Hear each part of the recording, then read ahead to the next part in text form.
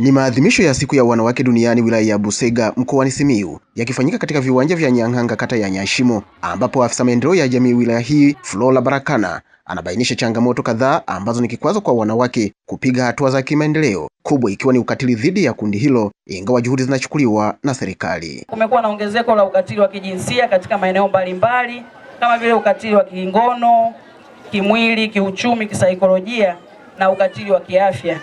Takwimu zinaonyesha jumla ya kesi zilizoripotiwa kwa mwaka 2025 kwa wilaya yetu ya Busega ni kesi 771, wanawake wakiwa 659 na wanaume 112 waliofanywa ukatili. Kesi hizo ziliripotiwa polisi kesi 31, lakini mahakamani zimefika kesi 26. Kati ya hizo kesi 21 zimetolewa hukumu na kesi 5 zinaendelea.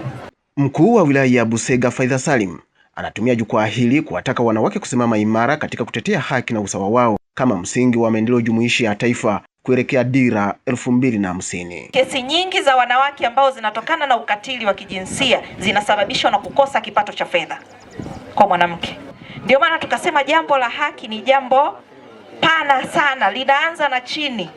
Anayetakiwa itengeneze haki ni wewe mwenyewe. Aidha, katika kuadhimisha siku ya wanawake duniani, wanawake kata ya Mwamanyiri wilayani humo kwa kushirikiana na kituo cha huduma ya maendeleo ya mtoto na kijana PEFA Nyasho wanatoa msaada wa kiutu kwa watoto wenye ulemavu shule ya msingi Mwanangi pamoja na kupanda miti 200 kwa ajili ya kutunza mazingira. Toa vitu kwa ajili ya kusaidia watoto wenye uhitaji, watoto wenye mahitaji maalum. Ninapongeza kanisa kwa kufanya hilo.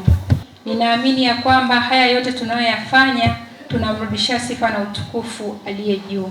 Mkoa wa Simiyu umekuwa miongoni mwa mikoa ambayo inatumia nishati chafu kwa maana ya mkaa, na miti mingi imekuwa ikikatwa kwa ajili ya kutengeneza mkaa. Hivyo tumeweza kuunga mkono kampeni ya mama kuendeleza kupanda miti kaya kwa kaya ili tuendeleze kutunza mazingira. Hata hivyo, halmashauri ya wilaya ya Busega imeendelea kuwawezesha wanawake kiuchumi, ambapo kwa mwaka wa fedha 2024-2025 hadi 2025-2026 imetoa mkopo wa shilingi milioni 284 kwa kundi hilo kupitia mapato ya ndani.